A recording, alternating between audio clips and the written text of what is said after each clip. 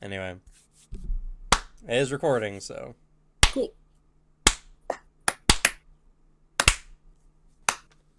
Clapping's fun.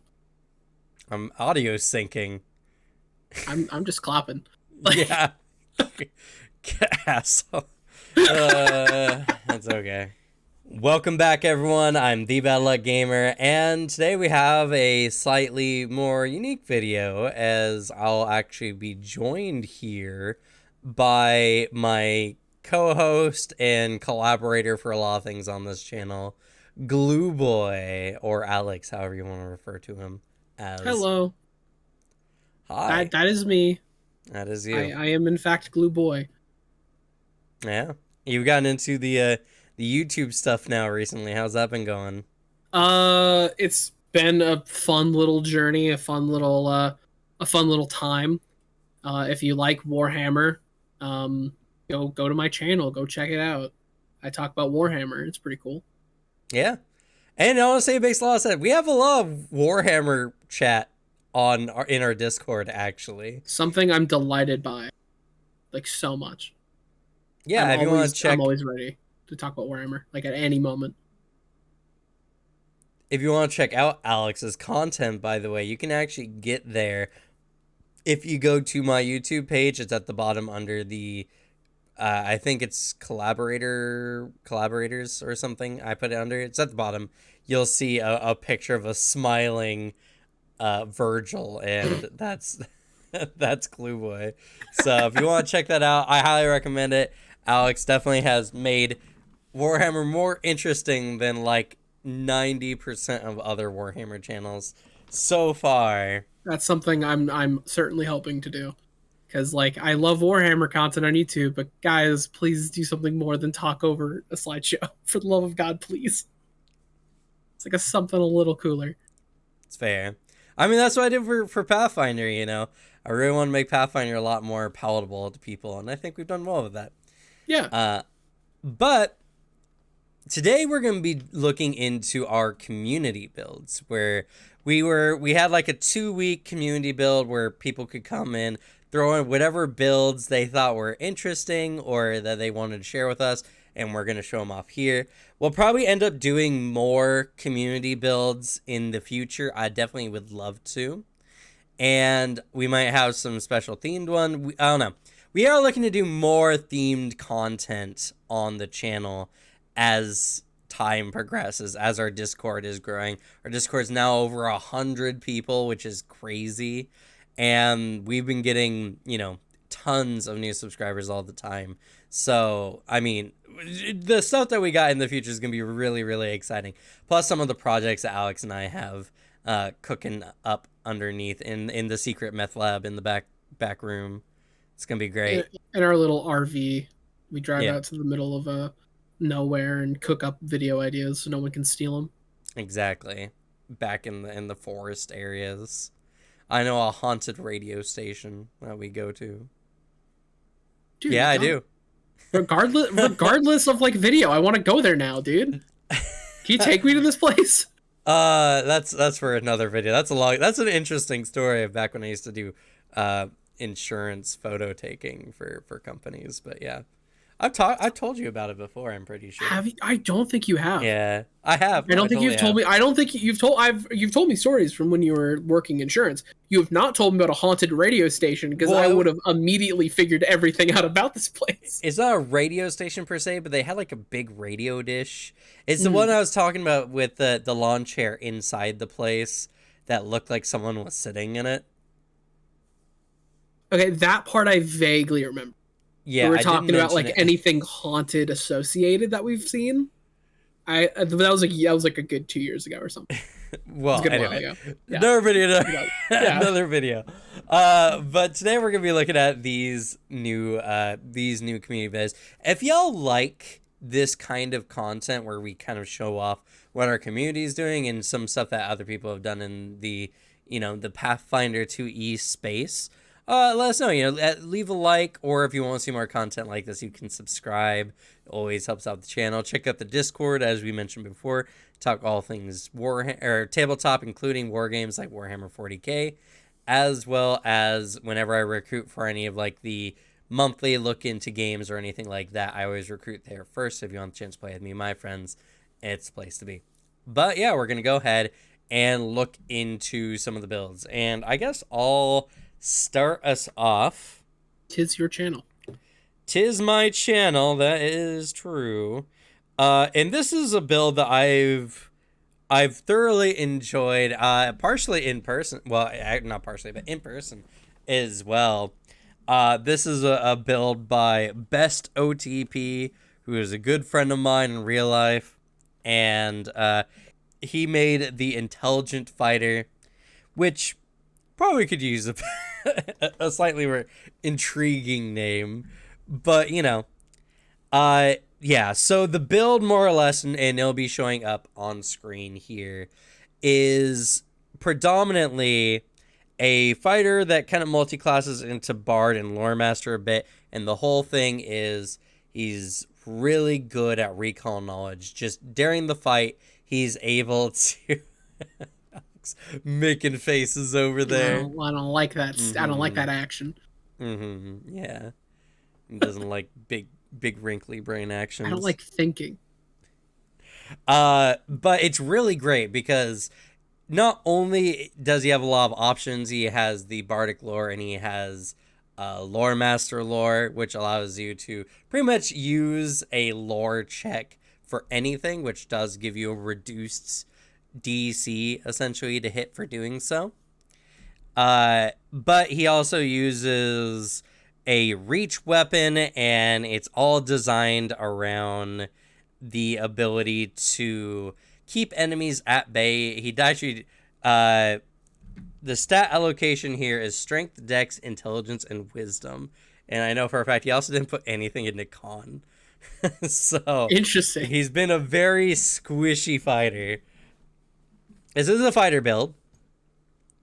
And he takes combat assessment. It's a really good ability. It allows you to strike and make a recall knowledge if the strike is successful. It's good value ability to get some efficiency out of your recall knowledge checks. Exacting strike is also really good, especially for a fighter, because it has the press action, so you have to have a multi-attack penalty to use it.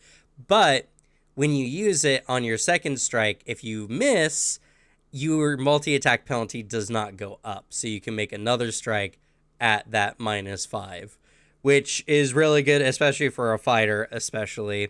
He took the ancestral, or the ancient elf ancestry. So he could take ancestral longevity to pick up the Bard dedication at level 1. So at level 1, he gets the Bard dedication as well as his fighter abilities and a first level feat as well. It's really good front loaded. Ancient Elf's really solid for that in general. And a lot of the feats were pretty much orientated around. But as far as class features are concerned, and to be fair, this build is also using the free archetype rule set. So during this time, he's also taking Lore Master feats in addition. Oh, I guess he didn't put the... Oh yeah, free archetype options. He was taking the Lore Master while using this build.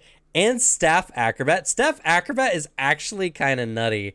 The ability to trip multiple enemies is really good, and it worked really well, especially because the fighting style was completely based around the Fauchard and reach weapons in general.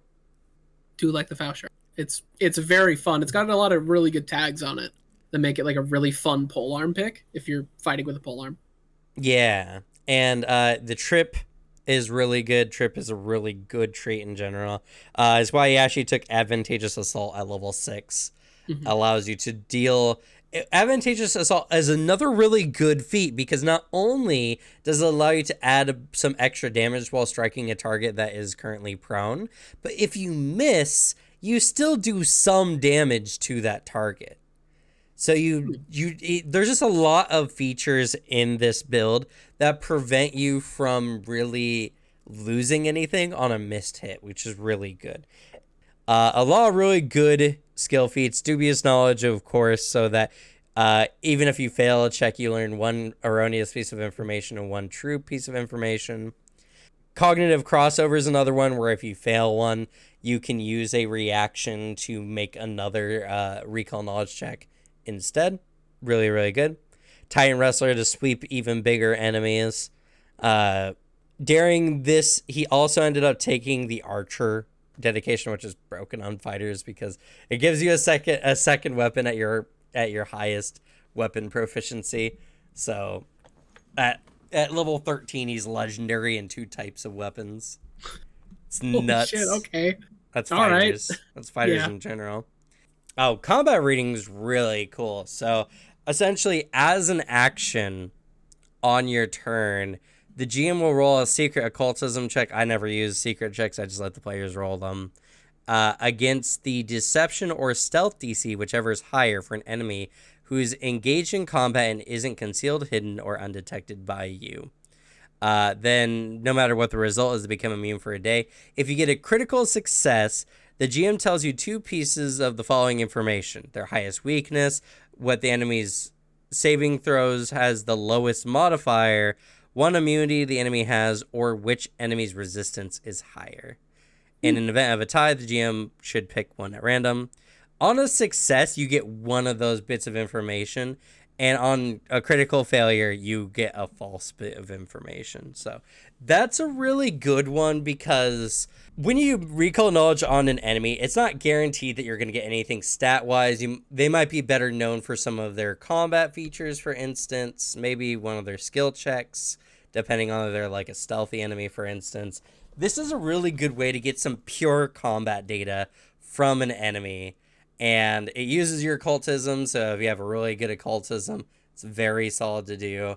It's overall, it's a fighter that's cautious, keeps enemies at distance, trips them if they get a little too close, and it just shows a very intelligent, wise fighter that's able to still do the damage of a fighter. Like all this, and he still hits really hard. He still gets most damage a lot of the time, just inherently, just because of being a fighter. And also, he's just been dumping in his strength anyway.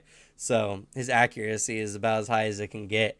And yeah, and then he uses the cunning rune so that as a free action when he strikes an enemy, he can make another recall knowledge. So you can actually do like 2 recall knowledges with a single strike, which is nuts. As much as I give him like shit for recall knowledge, like I've heard nothing but amazing things out of the outcome of this build.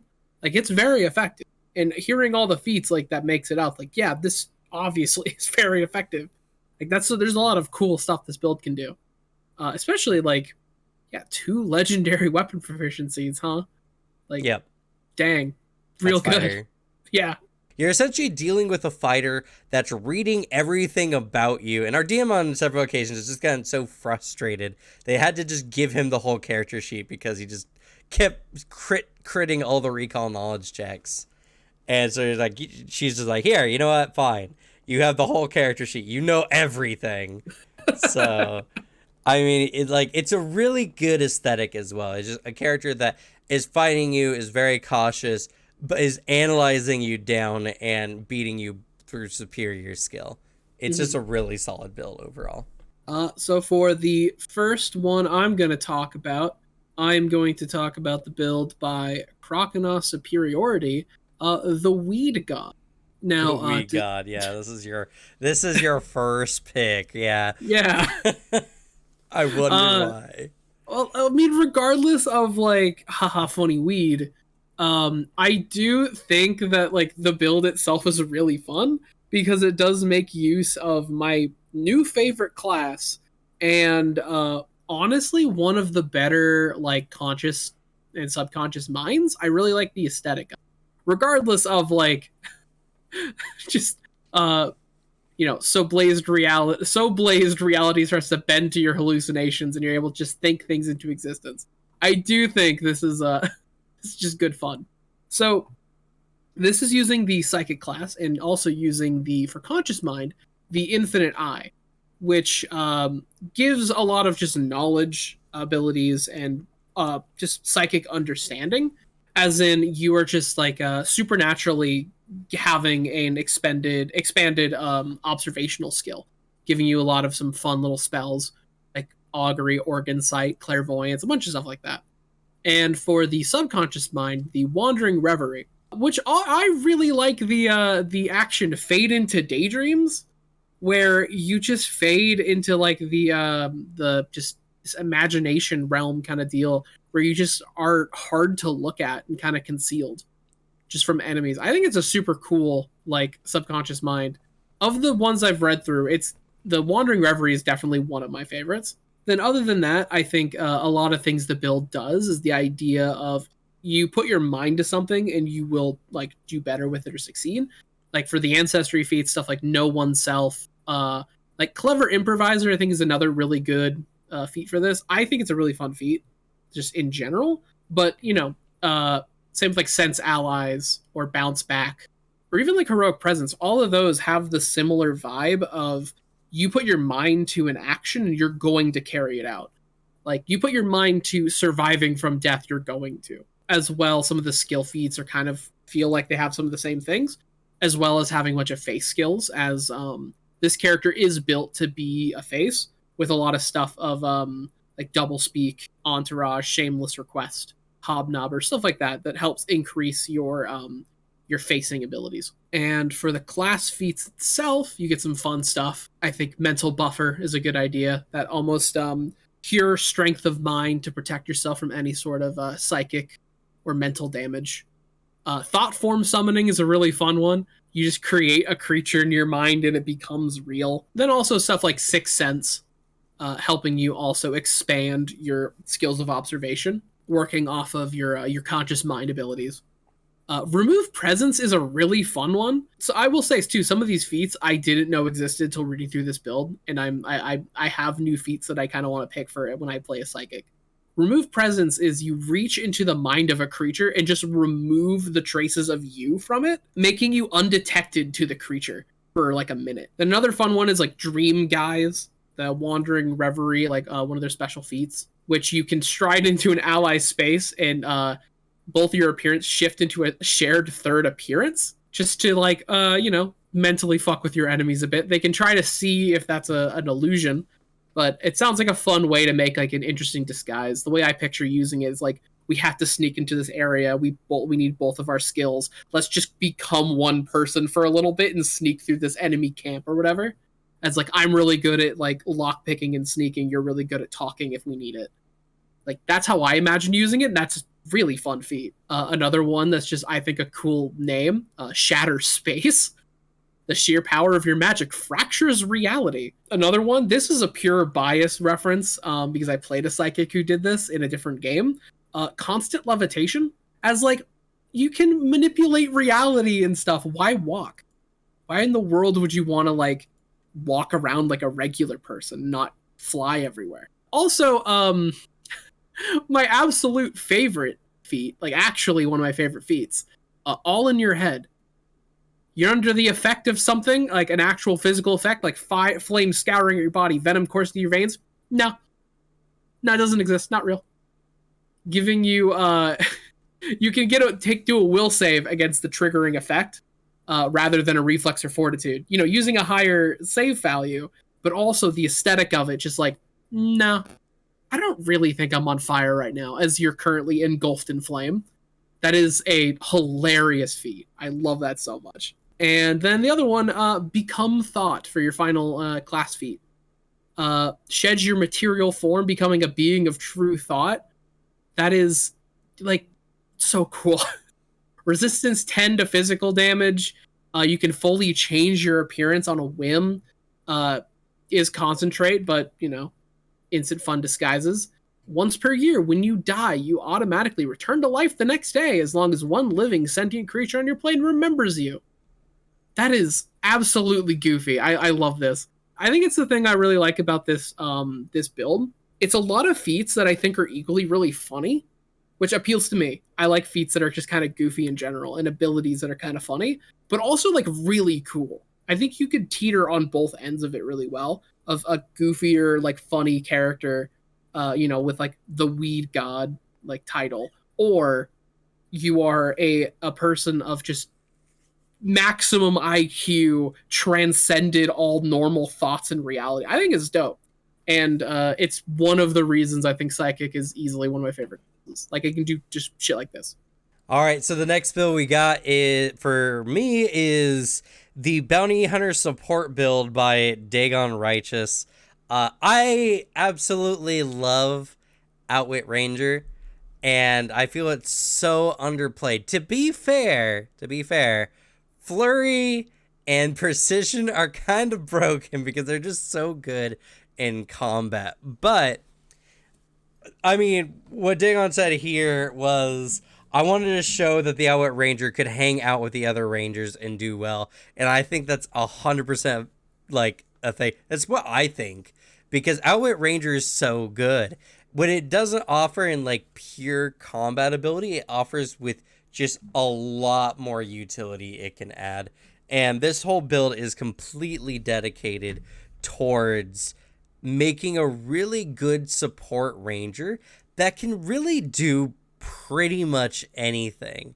Whether you need them to do melee combat, range combat, all together, it's just really good. And 4 of the, I think, 11 feats are flexible and can be swapped as you need them based on what you desire. This also uses a free archetype as one of its core functions, going into Gunslinger and Drow Shootist, so that you're a ranger and you got guns, which, I mean, how can you possibly go wrong with that? It's really good. But looking into the build, so this has a high build on Dex. It's a ranged build, pretty, not exclusively, but pretty much focused on range only. Charisma for those good social skills.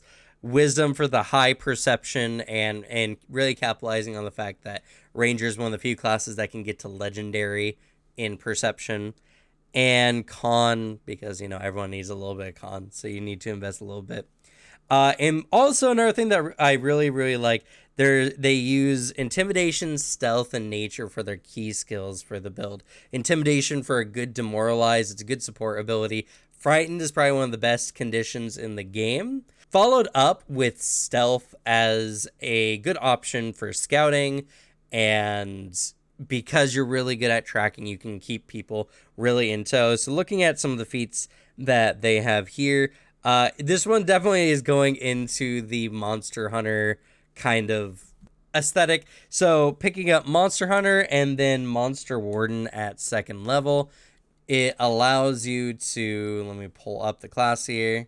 Monster Hunter allows you to, when you hunt prey, you can recall knowledge about your prey, and when you critically succeed on identifying your hunted prey with a recall knowledge, you know a weakness in its defenses. You get a +1 circumstance bonus to your next attack roll against that creature, and you can give bonuses from Monster Hunter only once per day, or you can only get these bonuses for Monster Hunter only once per day against a particular creature.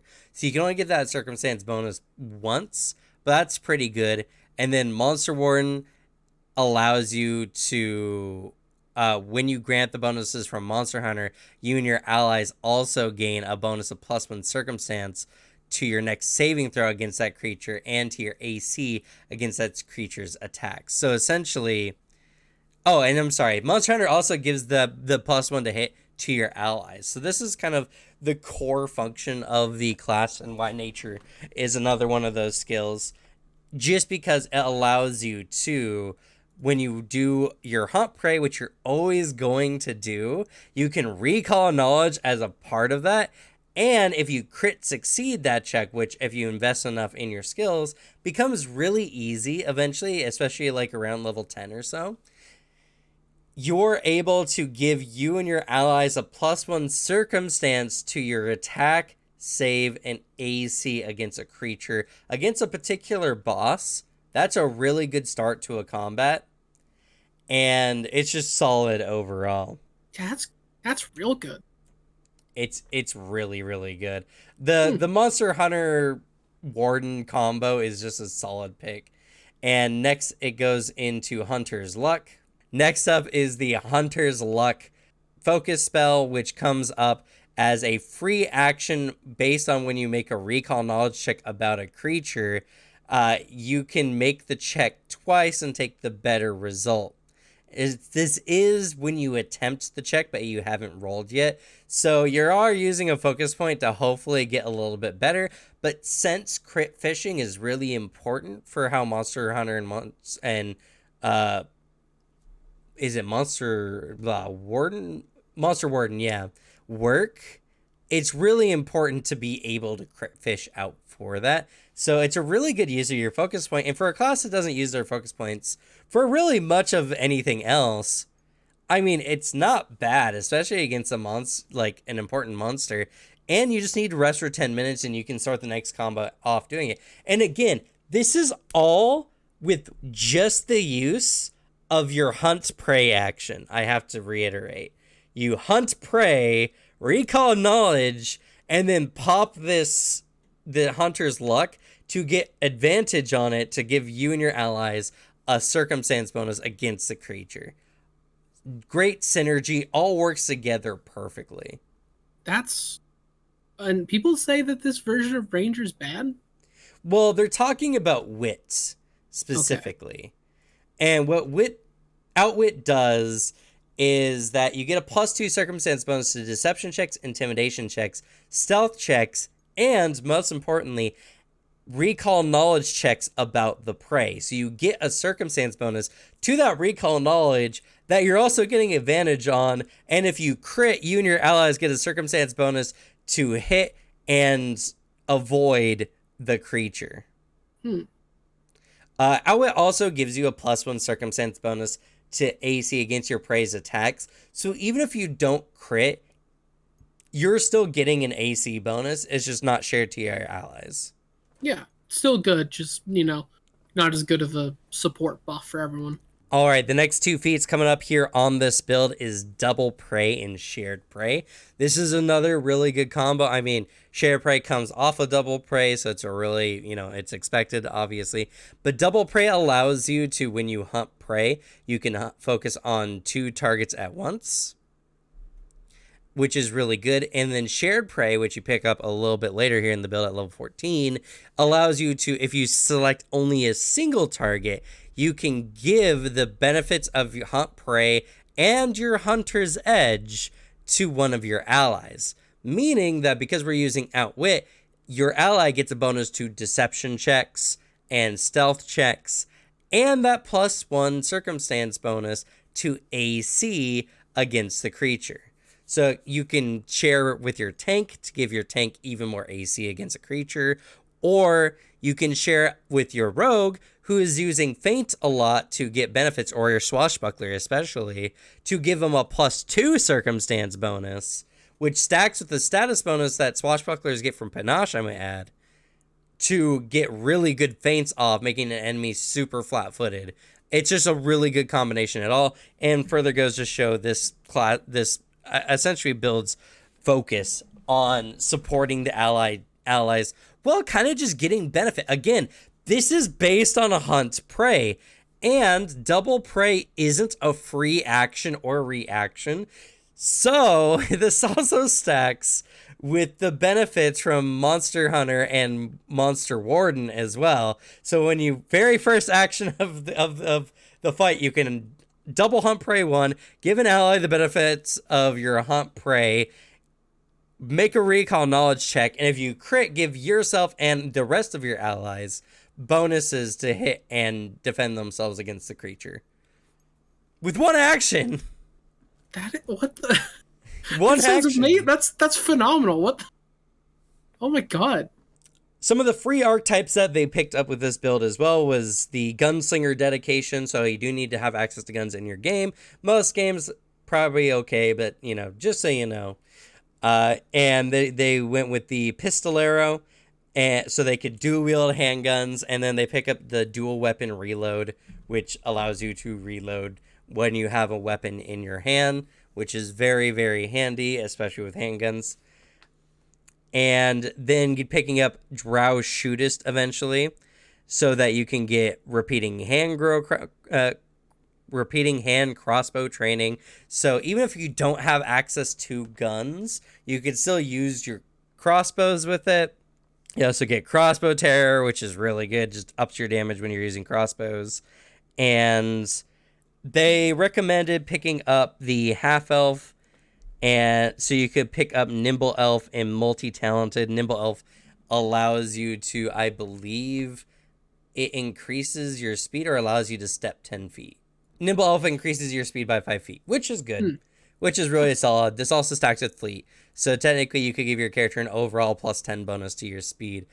And then multi-talented to pick up the archer dedication. I actually don't think you can, actually, because multi-talented specifies it has to be a multi-class archetype dedication, which archer is not.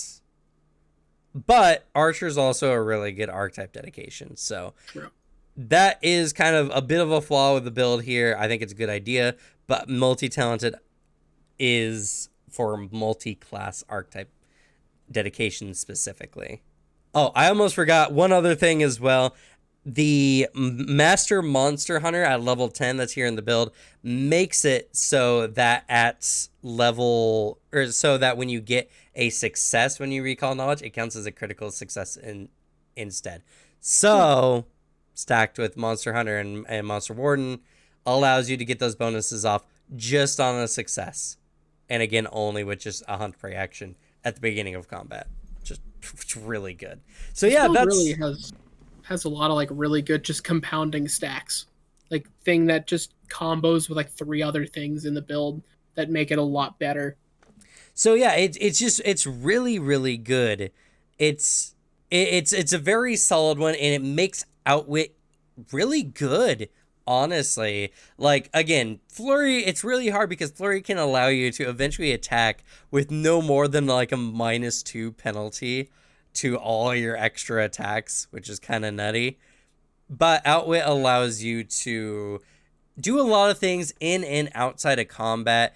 You can hunt prey someone right in front of you. It's a concentrate action. They don't know you're hunting them, which allows you to lie to them more easily, to sneak past a guard more easily. Like, you get a bonus to AC. It's like, there's so many good things about Outwit that just, if in the right hands, Outwit's really solid. And this dedication, or this build for sure, really highlights it. All right. Well, for the build that I'm going to cover, I'm going to talk about the Dark Angel build made by Dead Phoenix. A build that I both think is really cool and has some things in there that I'm not, there's some stuff in there. Mainly that it's a champion, and if you watch Table Talk at all, I'm very outspoken with the fact that I'm very anti-champion in Pathfinder 2e. Though I will be completely honest, I think this build does fix some of the problems I have with Pathfinder champions. I think the thing that it's built to do is really cool. And the idea that it's a dread fighter build, like where you are meant to intimidate the enemy and be this horrifying, avenging, like, source of divine wrath, while also being able to buff your allies a bit, and even, like, as it's mentioned in the write-up for it, have almost like you can apply the softer touch for like diplomacy if the situation calls for it outside of combat. I'll touch on some of the skill feats and stuff. One thing with this build that I also appreciate is that I think the ancestry and backgrounds are really interesting, in that it's very variable, that you can attach this build to a character you're planning. As honestly, as long as you're picking something for your ancestry and background that have strength or charisma, it works really well. For the ancestry, they went with Kitsune for their personal build, and then also referenced lizard folks might get something better for it. And for background, they personally use martial discipline. But if you get something that has strength or charisma, you can tailor make this class to fit you a bit better. And for skill feats, some of the stuff you can do touches on the things I mentioned earlier. Titan Wrestler, Intimidating Glare. As also mentioned, fun thing about this build, Frightened is really good. It is, I do completely agree. Frightened is the best status effect you can give to an enemy. Like, Demoralize is when used by a really like demoralized heavy character, is scary good. Uh, Intimidating prowess, similar thing. Uh, Quick coercion. I also really like the feat scare to death. I really like it. I think it's a super fun feat. But onto the main class itself. For the class feats, for your first feat, you get ranged reprisal, where you can use the retributive strike reaction with a ranged weapon. So someone's trying to attack your ally, you can shoot them right back, even if they're far away. Next up for your feats, you can use Vengeful Oath, which gives you the option to use Lay on Hands to damage a creature that was harming an innocent or an ally, as if they're undead.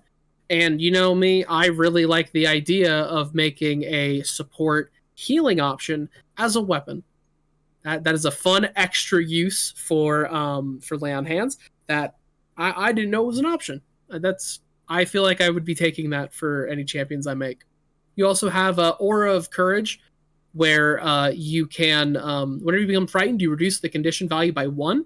And also at the end of your turn, when you would reduce your frightened condition value by 1, you also reduce the value of 1 for all allies within 15 feet. This build really does allow for you to frighten enemies and also make sure that your team is resistant against frighten. As well, you get a Smite Evil. While it's not 5e Smite, I think it is a nice little bonus on there. Until starting your next turn, your strikes with the weapon and your until the start of your next turn, your strikes with the weapon your blade ally inhabits against that foe dealt an extra 4 good damage. Okay, this is written. So you get an extra 4, or later on as you master your weapon, 6 extra damage. While it's not dumping d8s, I mean extra damage is extra damage. That's always handy, and especially if you're fighting a thing that is weak to good damage, that can always be helpful. For the next feat, we have Radiant Blade Spirit, which allows you choose a weapon for your blade ally during your daily preparations and add the following property runes to the list of effects you can choose from: Flaming, and any aligned properties to your cause, which anarchic. You know what? I'm not going to pronounce those. Those are hard fake Harvard words. For the cause specifically that this character is built for, it's going to be you're going to get some extra holy damage and get the holy rune onto your weapon. It's alignment damage. Is it alignment damage? Yes. Anarchic means it does chaos damage, hurts lawful creatures, and that next word's not real. Axiomatic? Yeah. Yes, axiomatic means lawful. Well, this specific cause is a lawful good one. So yeah, so it would be axiomatic. All right. Well, you get the axiomatic rune for your weapon. The big one's flaming, because you just get a flaming weapon. What better to give your holy avenging dread fighter? Honestly. Next up, you get Blade of Justice, which allows you to you call down your divine power and make a weapon or unarmed strike against a foe you witness harming innocent, which allows you to deal 2 extra weapon damage dice to the target if they are evil. Which that kind of feels like a mini 5e smite, so I'm immediately into it. As well, you get Aura of Vengeance. This one specifically, there's actually 2 options for your level 14 smite. One of them being Aura of Vengeance. When you use your retributive strike, your allies who make strikes only take a -2 penalty instead of a -5. Allows you to get that action a bit more consistently. Or you can take Divine Reflexes, which gives you an additional reaction to use your champion reaction. So depending on what flavor of that, if you want to use your reaction more often or buff your allies in a much more helpful way, take away that -5, turn it to a -2. I think both of those are pretty good options. I feel like I'd be hard pressed to try to decide which one I'd take, to be completely honest. For your level 16 feat, you will get Instrument of Zeal. Whenever you critically hit a foe with Blade of Justice or a Retributive Strike, your attack adds an extra damage dice and is slowed 1. I do love this feat. This build does give you just lots of access to extra damage dice. Yeah, it was designed with you in mind. I'm very happy. As well, for your level 18 feat, you get Celestial Form, which allows you to take on a form that's related to your deity, which being a giant like avenging angel with a flaming sword, that's sick, dude. I'm super into that. And then for your level 20 feet, there are two other options you can take. One of the options being Sacred Defender, which gives you resistance 10 to bludgeoning, piercing, and slashing damage caused by creatures and effects opposed to your tenants. So you're good. So evil creatures, you'll get resistance against. And if these creatures crit you, they don't improve their result by 1 degree of success. That is a really fun defensive tool. Hopefully, you're fighting a lot of evil creatures if you're playing this.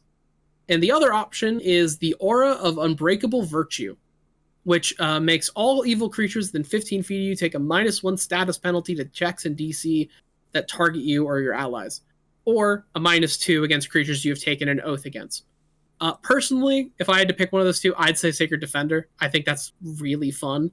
The being so against the evil creatures that you were just naturally more resistant to. That is such a fun ability to have. And for your free archetype, you'll be taking the Martial Dedication, which helps you. This is a archetype I've looked into for a build I was working on. It's has some really fun options in there, allowing you to have a lead your allies in combat a lot better, or debuff some of your enemies. As one of the things you'll be taking with this is the Dread Martial stance, which helps you encourage your allies to strike fear into the hearts of your foes. When you use this stance, you'll do a intimidation check around your standard difficulty level of your class DC, unless the DM decides otherwise, which allows you to either, if you crit succeed on it, your martial aura, you get a 20-foot emanation on it, and it grants you and your allies a status bonus to damage rolls equal to the number of weapon damage dice of the unarmed attack or weapon you are wielding that has the most weapon damage dice. And whenever you or an ally in your aura critically hits an enemy, they are frightened 1. If you succeed, it's the same as critical success, but your aura size doesn't increase.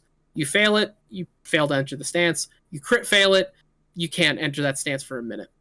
I think some other fun things about this is getting this character to have attack opportunity, I think, is a necessity for this build. If you're going to be scaring things and striking fear into the hearts of like evil creatures and like monsters and demons and stuff, you can't let them run away. You're an avenging angel, like sent from your deity. You can't let them escape.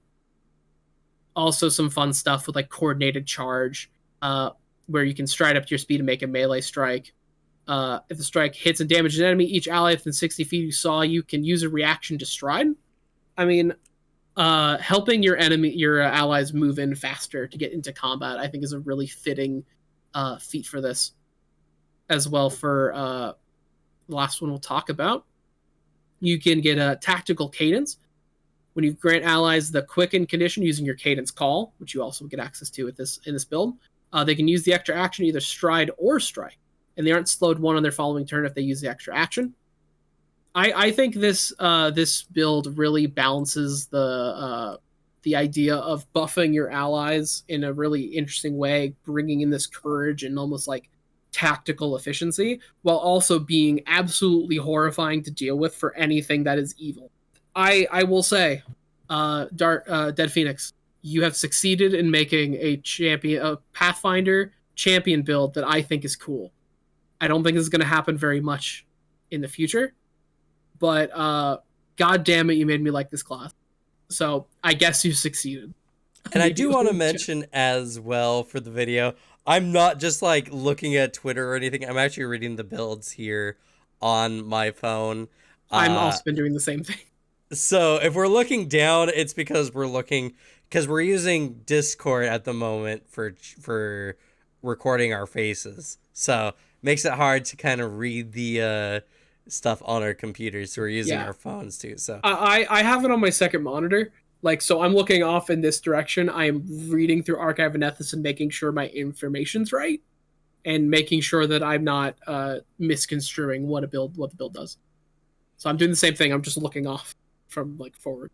And I'm just reading along because I find these interesting for sure. But yeah, so hopefully it's not too distracting. It's just one of those things where like I wanna look at the build while we're talking about it, but I know it just looks like me looking at my phone on video. So You know. Yeah.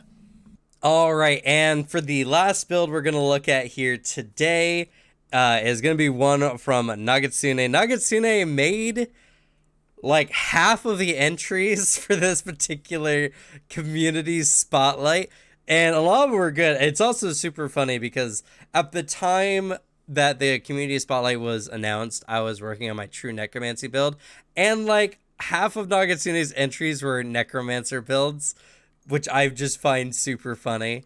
But Nagatsune did have some really good ones, and so I picked my favorite amongst the bunch, and that's going to be the Dread Reaper. So the Dread Reaper is, if funny enough, another intimidation bully build, just done in a slightly different way. This is an Oracle build, actually. And the main focus of it is that you're going to be a frontline caster that's debuffing enemies, using your scythe to trip enemies, and using the Dread Marshal again to debuff them as well, while allowing all your undead summons to put them down, more or less. The Reanimator dedication is a strong function of most necromancy builds, and this one allows you to essentially summon multiple undead. And because you're debuffing enemies so hard, even though they're going to be 3 to 4 levels under you, they're still going to be able to make a mark on your enemies. So the main focuses of this build, stat-wise first, charisma obviously for Oracle, and strength is going to be massive, because this build is going to eventually evolve into a heavy armor build, and you're going to be tripping a lot of enemies, so you need that athletics. Con, you're going to be on the front line, and wisdom for initiative purposes. Honestly, I mentioned in a lot of my videos, initiative is really important for survival. Being able to position yourself early in combat is better, and the earlier in combat you go, the more actions you get inherently. So it's very important. So it's a Bones Oracle with a skill focus of intimidation, athletics, and religion. Heavy emphasis on intimidation and athletics. It's all about demoralize. It's all about the Dread Marshal stance and knocking the enemies over. Now, unfortunately, and this happens with a lot of builds, is it's a human mandatory build, because you need extra feats at level 1 to make a lot of these builds work. This one, though, is for the general training rather than natural ambition, which allows you to take an extra class feat. This one is for general training, which gives you the armor proficiency so that you can wear medium armor, so that later we can get to heavy armor without too much, issue. And then you need to also pick up weapon proficiency for the scythe, because you need access to martial weapons. So that's very, very important. But generally, you take a lot of Dread Marshal starting off. You get the Dread Marshal dedication, the stance, cadence call, levels 2, 4, and 6. I mean, Alex already explained some of these. More or less, you get an aura of intimidation on enemies within a certain range. And cadence call is actually very important for this build. Cadence call allows you, for a single action once per minute, you essentially generate a cadence using some kind of rhythm, either sword on shield, or in this case, I guess, banging your scythe on the ground. And each ally within the Marshal's aura is quickened until the end of their next turn, and they can use the extra action only to stride. At the end of each ally's turn, if they use this extra action, they become slowed 1. This allows you to move into combat a lot easier. Now, I don't know if the intent was for this to be used with the undead minions you summon. Mostly because I don't believe quicken actions work. Minions technically have actions at the beginning of their turn, so they can be stuns, but you need to use command, and they can only ever get 2 actions. But quickened is a free action, so technically it's not, it could technically work. I guess it skirts a line that's very hard to like properly identify. But regardless, this is good for your allies as well. And then obviously getting into Reanimator Dedication, Macabre Virtuoso, and picking up Deathly Secrets to subjugate undead. These three, Macabre Virtuoso allows you to essentially, you can sustain your undead spell as a part of casting another animate dead spell. And then when you use an action to sustain animate dead, you can sustain it for both of your animate dead spells. So it allows you to more or less have two undead minions summons on the field and only having one action to give them each two actions, which means you get 6 actions actually doing this. 2 or 4 for your minions, and then 2 for you to do whatever else, which is tripping or casting one of your spells as a bone oracle. There's a lot of different ways you can go about doing this. And Deathly Secrets is another good one. It allows you to get something like Subjugate Dead. So if you ever come across any other undead, this allows you to bring them to heal, which really fits the Dread Reaper to a T. At level 14, you're picking up the Sentinel Dedication, which will go move your medium armor proficiency to heavy armor. So you can have heavy armor, your frontline combatant. It's really, really important. That's why having high strength is really important. And it's overall just a big armor boost. Then picking up Tactical Cadence, Master of Death, and then you pick one Oracle feat in this whole build. One Oracle feat, and it's going to be the Oracular... What's it called? Oracular Providence. Oracular Providence, which I believe gives you another 10th level spell. I really like the whole idea that it's only your final feat is the only Oracle feat you take. Yeah, you just get an additional 10th level spell, which is fair. It's funny. But to be fair, a lot of casters in Pathfinder 2e don't have the best feats. But it does allow you to then multi-class into other things and make your builds more diverse. So, like, that's the great thing about Pathfinder. Even if your class doesn't have great feats, you just have more reason to diversify how you play the game by picking up other dedication feats. It's a win-win, honestly. But yeah, a lot of the key, like, skill feats that you pick up: Intimidating Glare, Titan Wrestler, Battle Cry, Terrified Retreat, Scare to Death, all of the standard athletics and intimidation-based feats. Group Coercion, and I do like the notes that Nagatsune left here. Group Coercion for making your uncontrolled, non-hostile, intelligent undead do your bidding. And then Lingering Coercion for making your uncontrolled, non-hostile, intelligent undead do your bidding longer. So if you can get access to the ritual Create Undead, you can eventually create intelligent undead. And when you do so, you can then coerce them through intimidation to do your bidding. So it's something that's very important. And I like the idea of a necromancer that, rather than summoning mindless undead that are completely under their control, they revive people and then kind of use that as blackmail. Like, I gave you a second chance at life, but you gotta do what I say before you can go about your merry way and do whatever you wish to do. So I think that's a really cool idea for the build in general. And if you're going for free archetypes, obviously it allows you to pick up more of the Reanimator and more of the Martial feats. Picking up Lich, if you really want to go down that Dark Caster Animator style of play. And strangely, this was posted, let's see here, on September 2nd.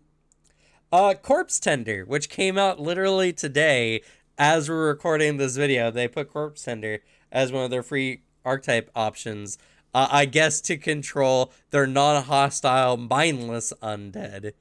Also, I guess the ability to get a harm spell for the purpose of healing their minions or taking control of them, or whichever have you. I see that part getting like harm being really helpful. I don't know how helpful the other stuff would be, but the harm spell would be really handy. The free harm spell is cool. Yeah, I mean, and the ability to brainwash undead, and even like mind wipe intelligent undead as well. That's true. And another thing they ended up taking as well as canny acumen to pick up fortitude, which is really good and makes your fortitude expert for a saving throw rather than just trained, which, you know, your frontline fighter, it's kind of important. That was my Especially, favorite from these oh yeah, necromancer builds. especially with the magic item they reference as being extra fun. If you want to really be the absolute grim reaper of this build, the 100 moth caress, which is that is one of the coolest weapon names I've ever heard. I'll be honest. That is such a good name, and also the abilities they mentioned that it can do is really really effective. But yeah, this is a really fun video to do. I definitely think I've learned a few things from this video as well. And there's some really good builds out there. And one of them, we're actually doing this live. One of them mentioned that they haven't even played the game and they made one of the builds that came up on this video. That's just how great the builds are for Pathfinder 2E and just how ridiculously fun there are. And there are some that I wish we had more time to get into, honestly. But this this video has gone way longer than I was hoping it would. We spent probably about twice as long doing each of these, or 3 times as long as expected. But you know Yeah, what? It's a community build. It's all about celebrating our awesome community we have here on the Discord and showing off their builds. And not only that, I will notate this video with each build so you can just watch this video and hop to the build of your choice. So, you know, that will be available. I probably should have said this in the beginning. Maybe I'll cut this into the beginning, but yeah. regardless, You know, like unsequential storytelling. Take some parts in the middle, toss them in the beginning. yeah. And now here are the builds. There you go. There's our segue. Perfect. But yeah, anyway, I have fun, but we've been doing we just did this right after a stream. I'm tired. Alex's threat's probably killing him at this point. I feel like I'm going to die. I'm dying inside. I'm dying. I want to lay down. So we're gonna go ahead and finish this one up. Thank you all so much for watching. Good luck with your games. Leave the bad luck to me. And I don't know, what's your outro, Alex? My outro is all right, later.